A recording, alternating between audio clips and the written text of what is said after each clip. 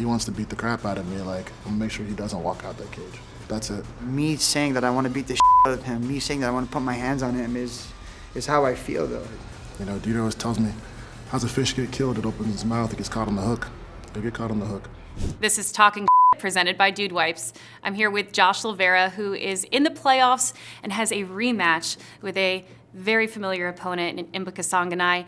Last year, they were in the finals, and Josh, you came so close, but you lost that fight by unanimous decision. And I don't say that to open any old wounds, but I know that's a lot of motivation going into this rematch. So we're gonna go back and watch highlights from that fight last year, and I want to get your take on what was going through your mind in the moment and what you've learned since this fight that's prepared you for Friday's rematch. Let's roll.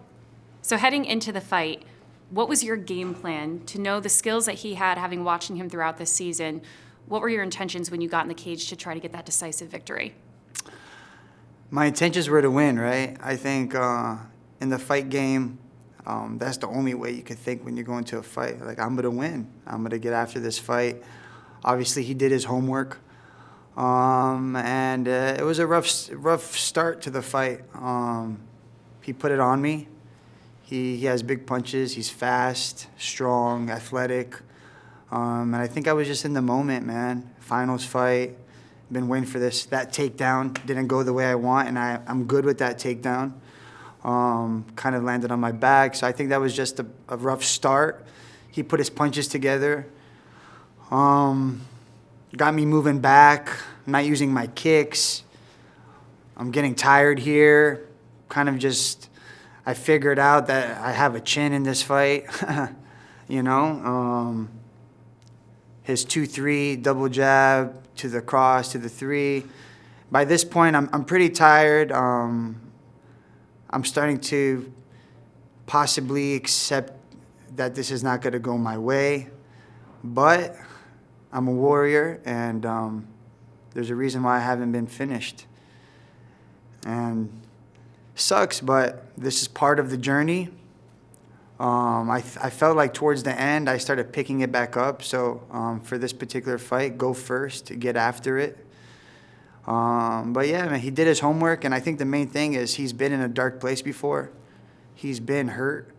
He's been doubting himself before. So I think he grew from a place where I have never grown from, and he's helped me. He's helped me find something about myself after that fight. And I could just see my demeanor. I'm accepted it. But hats to him. I can't wait to get in there Friday and redeem myself and put my hands on this guy. Well, there's been this narrative that this is like the battle of the nice guys, to see who the nicest guy in the PFL is, because you and Impa have historically just been so charismatic and so respectful, but we've seen a different side of you heading into this fight. You have been talking shit. It's been a little refreshing, and has that changed your approach heading into this fight? How has that mentality made you feel different and more confident going into the rematch? It's been amazing, and we could call it talking shit, or we could say, you know, I'm creating drama, but that's how I feel. I feel like this is personal for me. Watching him with that belt around his waist and the $1 million, man, amazing for him. But he took that from me. You know, that could have been me in there. That could have been my moment. So for us to have this replay, this rematch, I'm not going to approach the same way, because I'm going to get the same results. And I know he's a nice guy, and I know he does his thing as this nice, genuine person, but I don't give a shit. I don't care. This is a fight. Me saying that I want to beat the shit out of him, me saying that I want to put my hands on him is how I feel, though. And my mom always taught me, my dad always taught me, express how you feel. You know, F anybody else who thinks differently. And that's how I feel about this fight. I fought so shitty that fight with him, that it's hard for me even to go back and see some things I need to work on, besides the fact that I could wear his punches. You know, that's what this fight was for me. I could wear those punches. There's a reason why I haven't been finished, and there's a reason why he's not going to finish me. But he's been finished. His chin's been checked. And if I could get to that chin, which I didn't get to do in this last fight, it's going to be a different fight. And I saw his chin get checked the last fight against a guy that was a very green. Of course, Jacob's a powerful guy, taking nothing from Jacob. But give me that same situation, I'm finishing that thing. In this particular case, I've come to realize that you're taking half of what I want. You're taking the moment from me. And it's like I said before, it's personal. It's personal with all the right precision and game planning and not getting emotional. It's personal for me. Well, as excited as we are to see this new side of Josh Silveira, the spicier side, I think we're more excited to see this rematch, and we expect it to be a really good fight. So thank you for joining and talking, and we will see what goes down on Friday. Let's get it.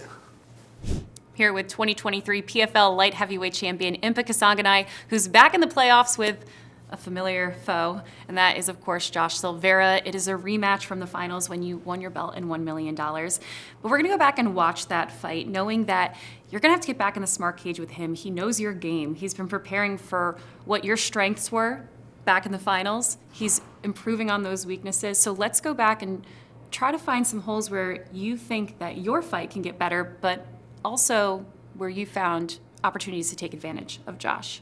Let's roll. Going into this fight, even just walking into the smart cage, what was your mentality in that very moment, knowing that this was the biggest fight of your career? You know, for me going into that fight, I was grateful. Like my walkout song is "Goodness of God," and PFL had me do like the longer walk, right? And it was just cool standing in the crowd. You visualize yourself there. I was at peace, and I was going to claim that victory. And that was about it. And of course, you won this fight by unanimous decision, so you dominated all of the rounds. Did you know that well into the fight, that you had the advantage, that you were winning? And did that change your strategy at all as far as going easier on him to not take any damage and just avoid any potential injuries? No, I had a mission, focus is like standard. I feel like I missed that fight, honestly. I know I could finish him. I know there are a lot of things I could improve in and get better, right? A little overzealous at times, not as patient as I needed to be. And, I know I'm the better fighter, the better killer here. I just need to, listen to my coaches and train and be better there. Josh, though, it's like I don't want to take it's like I can always talk about myself, but he's a very good fighter. He's trained since he was young. His dad's an amazing coach, comes from an amazing team. Of course, they prepare well. A lot of my trainer was with him when he was a little kid. I think he trained Josh, was around him, as my trainer was training, he was in the gym, right, as a little kid. So there's a lot of lessons he's learned over time as a fighter. And so he knew how to stay in the fight. He fades, he breaks, and he's shown it pretty much every fight that he's had. So I just, being smart, right? I always respect the guy who has 4-ounce gloves on, who steps in that cage. And I think that's one of the best things you have to do, right? And that was it. And this was the biggest fight of your life, but it was also the biggest fight of Josh's life at that time, even though he didn't get the victory. And he's gone back and watched this several times, and he is preparing specifically for you, having fought you before. Mm-hmm. Does that play into your mindset at all, that he's coming hungrier than ever because he wants this so badly? He feels like you took his belt. Does that not scare you, but does that play in the back of your mind that he has a hunger that you don't have because you have won it before? That belt doesn't mean too much. It's like, I think if you look too much in the past, you're lost, right? And I think Josh is lost, right? I claimed his victory Friday. Like, the hunger that I have is a lot deeper than any belt or money could ever give me, time on TV. It doesn't matter. Like, the hunger that I have swallows that hunger. That hunger that he thinks he has, like, it pales in comparison what's inside. And you are a nice guy. Everybody knows that. And Josh is a nice guy. And there is this narrative that this is the battle to see who the nicest fighter at the PFL is. But we have seen a different side of Josh Silveira going into this fight. He has actually been talking shit, which is new, especially between you two. Right. Now, he did a Fight Camp Confidential episode, and he was not afraid to hold back. So we're just going to play a soundbite of some things he said, and then I want to get your reaction. I truly, truly want to beat the shit out of him. and I want to make him work. I want to make him feel like I never want to fight this guy again. What was your initial reaction when you heard him say that? He'll see. He'll see. People talk too much. He learned his lesson last year. He'll learn it again. Or I guess he didn't learn last year, right? Last year they sent me something that he said. He talks, right?